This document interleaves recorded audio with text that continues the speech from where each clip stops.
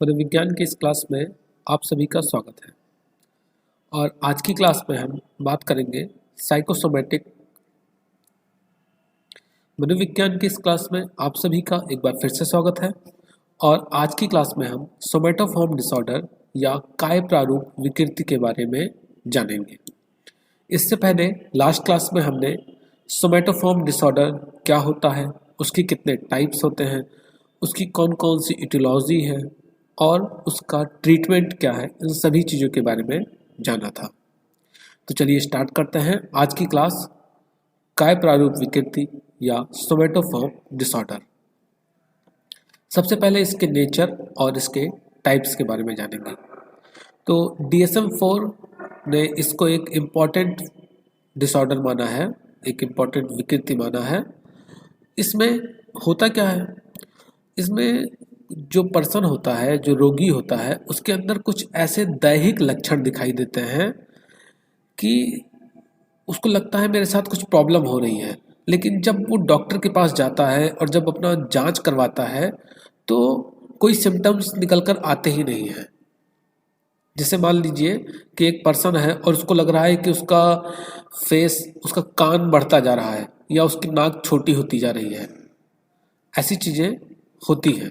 लेकिन जब वो डॉक्टर के पास जाता है और डॉक्टर से पूछता है, डॉक्टर को बताता है कि मेरे साथ ऐसा ऐसा हो रहा है, और डॉक्टर जब उसका जांच करते हैं तो वहाँ पर निकल कर आता है कि वो शारीरिक रूप से एकदम स्वस्थ है। तो सोमैटोफॉर्म डिसऑर्डर में यही चीज़ें होती हैं कि पर्सन को कुछ दैहिक लक्षण दिखाई देते हैं, कुछ फिजिकल प्रॉब्लम्स दिखाई देती हैं, लेकिन उन फिजिकल प्रॉब्लम्स का कोई आधार नहीं होता है, मतलब कोई फिजिकल बेस उसका नहीं होता है। लेकिन जो पर्सन होता है उसको वास्तविकता में ये चीज़ें लगती हैं, मतलब उसको लगता है कि हाँ ये मेरे साथ हो रहा है, और हो ही नहीं रहा है, बहुत ही गंभीर रूप से हो रहा है। यहाँ पर देखें, बताया जा रहा है कि उनको ऐसा लगता है, उनको ये विश्वास होता है कि उनके जो लक्षण हैं वो वास्तविक हैं, और वास्तविक होने के साथ साथ बहुत ही गंभीर हैं, उनको काफ़ी गंभीर समस्याएं हैं। तो इस टाइप की चीज़ें सोमैटोफॉर्म डिसऑर्डर में देखने को मिलती हैं। अब DSM-4 ने इसे 5 टाइप में डिवाइड किया है, मतलब काय प्रारूप विकृति के 5 टाइप बताए हैं, जिनमें से जो स्टार्टिंग के 4 टाइप्स हैं वो उतना इम्पोर्टेंट नहीं है, मतलब इम्पोर्टेंट तो है लेकिन जो 5वां टाइप है उससे कम इम्पोर्टेंट है। इसीलिए इस क्लास में, आज की क्लास में हम इन 4 टाइप्स के बारे में जानेंगे कि ये 4 टाइप्स क्या होते हैं, इनके अंदर क्या क्या चीज़ें पाई जाती हैं, और जो रूपांतरित विकृति है, रूपांतरण विकृति है या कन्वर्जन डिसऑर्डर है, या जिसे हम हिस्टीरिया के नाम से भी जानते हैं, इसको हम एक अलग वीडियो में डिस्कस करेंगे। आज की क्लास में हम सिर्फ ऊपर के 4 डिसऑर्डर के बारे में जानेंगे। तो आगे बढ़ते हैं और सबसे पहले बात करते हैं हम शरीर दुष्क्रिया आकृति विकृति, बॉडी डाइसोमॉर्फिक डिसऑर्डर के बारे में। जैसा कि नाम से ही थोड़ा सा स्पष्ट हो रहा है कि शरीर दुष्क्रिया आकृति विकृति, मतलब जो शरीर की आकृति है उसमें थोड़ी सी दुष्क्रिया हो जाना या उसमें कोई विकृति आ जाना, ऐसा पर्सन को लगता है। इसमें देखें, इसमें बताया जा रहा है कि इस विकृति में रोगी को अपने चेहरे में कुछ कल्पित दोष दिखाई पड़ते हैं, मतलब उसको लगता है कि उसका फेस में कोई एक अंग बढ़ गया है या कोई एक छोटा हो गया है। जैसे यहाँ पर देखिए बताया जा रहा है कि जैसे रोगी को यह विश्वास हो जाए कि उसका जो नाक है, उसकी जो नाक है उसका आकार दिनों दिन बड़ा होता जा रहा है। जैसे जैसे वो शीशे में देखता है तो उसको लगता है कि यह नहीं, मेरी नाक की साइज तो बढ़ रही है, बढ़ रही है, और उसको वास्तव में ऐसा लगता है।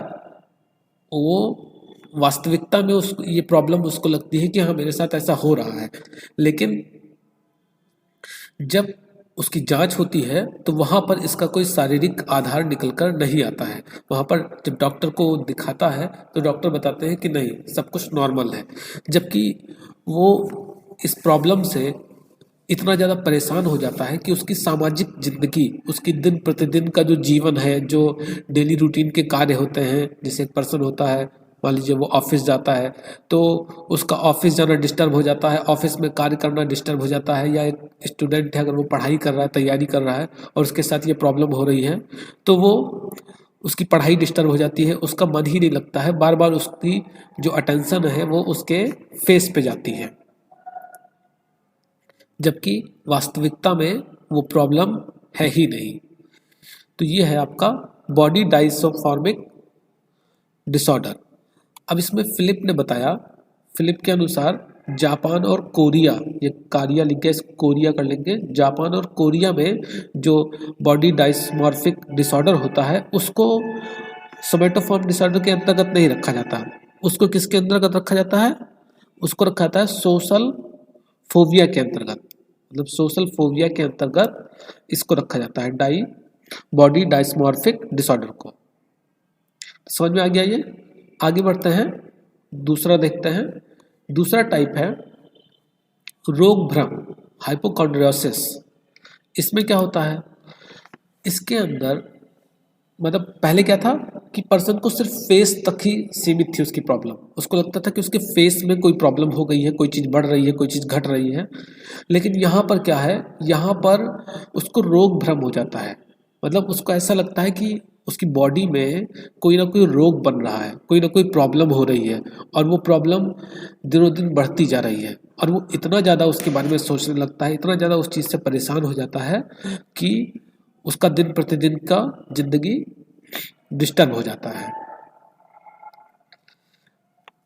लेकिन अगर किसी पर्सन के साथ ऐसी चीज़ें होती हैं तो आप तुरंत उसको ये नहीं कह सकते कि उसको सोमेटोफॉर्म डिसऑर्डर है या उसको हाइपोकॉन्ड्रियोसिस की प्रॉब्लम है।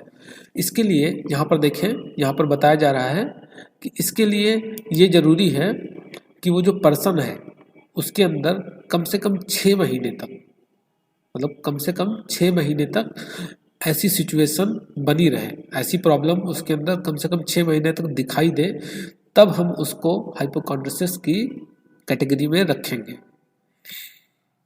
अन्यथा नहीं। और यहाँ पर ऐसा भी नहीं कि उसको सिर्फ एक ही पर्टिकुलर ऑर्गन से या पर्टिकुलर बॉडी पार्ट से ही समस्या हो। कभी उसको लगेगा कि उसके पेट में अचानक दर्द हो रहा है और पेट में प्रॉब्लम बढ़ रही है, कभी उसके सिर में, कभी उसके सेक्स ऑर्गन्स में, यौन अंगों में ऐसा लगेगा कि मुझे कोई खतरनाक रोग हो जाएगा या मुझे कोई खतरनाक रोग हो रहा है और जिसकी वजह से मैं मर सकता हूँ, ये हो सकता है, वो हो सकता है, बहुत सारी चीज़ें उसके माइंड में आने लगती हैं। लेकिन जब उससे इसके बारे में डिटेल में पूछा जाता है कि हाँ चलिए बताइए, आप प्रॉब्लम्स आ रही है तो कब से स्टार्ट हुआ, क्यों हो रहा है, इसके पीछे क्या रीज़न है, या आपको कोई और तकलीफ हो रही है, तो वहाँ पर वो उसके बारे में सही से बता ही नहीं पाता है। और जब उसकी जांच होती है तो जांच में भी निकल कर आता है कि नहीं, इसके बॉडी में तो कोई प्रॉब्लम नहीं है, ये तो एकदम नॉर्मल है। तो जब अगर ऐसी सिचुएशन आती है कि पर्सन को लगता है कि उसके अंदर कोई रोग उत्पन्न हो रहा है और उस रोग का कोई वास्तविक आधार नहीं है, वो केवल उसका मन में ऐसी चीज़ें आ रही हैं, तब हम उस पर्सन को कह सकते हैं कि उसके अंदर हाइपोकॉन्ड्रियोसिस या रोग भ्रम की चीज़ें उपस्थित हैं।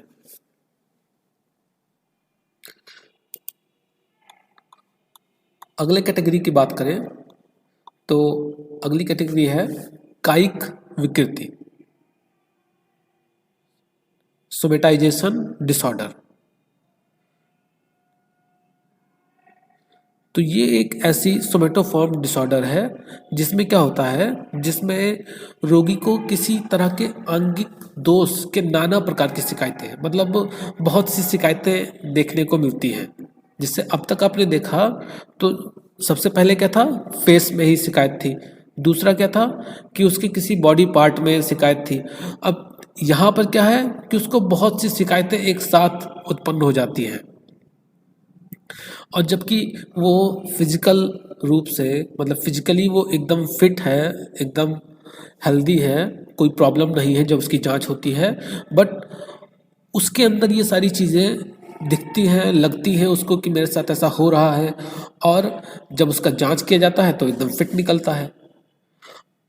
DSM-4 में ये भी बताया जा रहा है कि जो इस प्रकार के डिसऑर्डर हैं उनकी जो शुरुआत है वो किशोरावस्था में हो जाती है, यानी 30 साल से पहले की उम्र में ही ये डिसऑर्डर देखने को मिलता है। अगर किसी पर्सन में ये डिसऑर्डर है तो वो 30 साल से पहले की उम्र में ही उसके अंदर ये चीज़ें दिखाई देती हैं। और इस रोग को हम ब्रिक्वेट संलक्षण या ब्रिक्वेट सिंड्रोम भी कहते हैं। अब ब्रिक्वेट सिंड्रोम क्यों कहते हैं? क्योंकि इसकी जो खोज की थी, इसके बारे में सबसे पहले बात किया था, वो किया था फ्रेंच मनोचिकित्सक या फ्रेंच साइकेट्रिस्ट पायरे विक्वेट ने। इसीलिए इसको विक्वेट सिंड्रोम के नाम से भी जाना जाता है। नेक्स्ट है हमारा फोर्थ पार्ट है काय प्रारूप दर्द विकृति, साइकाग्लिया या सोमैटोफॉर्म पेन डिसऑर्डर। इसमें क्या होता है? इसमें पर्सन के अंदर दर्द महसूस होता है, मतलब जो रोगी है उसको दर्द का अनुभव होता है, लेकिन उस दर्द का कोई दैहिक आधार नहीं होता है। जैसे पर्सन को कब दर्द होता है? जब उसको चोट लग जाए या बॉडी में उसके कुछ प्रॉब्लम हो रही है, पेट दुख रहा हो अंदर से, तो उसको दर्द होता है। अब ऐसा दर्द देखने को कब मिलता है? तो पर्सन में इस टाइप के दर्द ज़्यादातर तब देखने को मिलते हैं कि जब उसके साथ पहले से कोई प्रॉब्लम हो, पहले से वो किसी घटना से परेशान है, दुखी है, और उस घटना से अपने आप को छुड़ा नहीं पा रहा है, छुटकारा नहीं दिला पा रहा है, या लोग उसकी तरफ कम ध्यान देते हो, लोग उसकी तरफ ध्यान ही नहीं देते हैं, उसको इग्नोर करते हैं। तो दूसरों की सहानुभूति पाने के लिए, दूसरों का अटेंशन पाने के लिए, अपनी तरफ अटेंशन खींचने के लिए उसके अंदर अपने आप ही ये दर्द उत्पन्न होते देखे गए हैं। मतलब इस प्रकार के दर्द व्यक्ति के अंदर तभी ज़्यादातर दिखते हैं जब ऐसा पर्सन जो ज़्यादातर इग्नोर होता हो, या वो किसी बड़ी समस्या में फंसा हुआ है और उस समस्या से निकल नहीं पा रहा है, तो उस सिचुएशन में इस टाइप के दर्द व्यक्ति के अंदर उत्पन्न होते हैं। अब यहाँ पर डॉक्टर्स के लिए बड़ी प्रॉब्लम हो जाती है। प्रॉब्लम क्या हो जाती है? क्योंकि जब वो उसका डायग्नोसिस करते हैं, जब उसकी डायग्नोसिस किया जाता है, उसकी जांच की जाती है, तो क्योंकि दर्द तो एक सब्जेक्टिव फीलिंग है, दर्द तो अंदर से आता है। अब वहाँ पर ये पता ही नहीं चल पाता है कई बार कि जो दर्द हो रहा है वो वास्तविक है या वो सोमैटोफॉर्म डिसऑर्डर की वजह से हो रहा है। मतलब उसकी बॉडी में सच में दर्द हो रहा है या ये डिसऑर्डर है, इस डिसऑर्डर की वजह से उसके अंदर ये दर्द हो रहा है। ये सिचुएशन क्लियर ही नहीं हो पाती है, तो वहाँ पर उसका डायग्नोसिस करने में काफ़ी ज़्यादा समस्याएं आ जाती हैं। तो इस तरीके से हमने देखा कि सोमैटोफॉर्म डिसऑर्डर क्या है और उसके मुख्य रूप से कितने टाइप्स होते हैं, जिसमें से 4 टाइप्स के बारे में आज हमने जाना। नेक्स्ट टाइप जो कन्वर्जन डिसऑर्डर या कन्वर्जन हिस्टीरिया है, उसके बारे में हम नेक्स्ट क्लास में डिटेल वीडियो में डिस्कशन करेंगे। तो मिलते हैं नेक्स्ट क्लास में, तब तक के लिए धन्यवाद।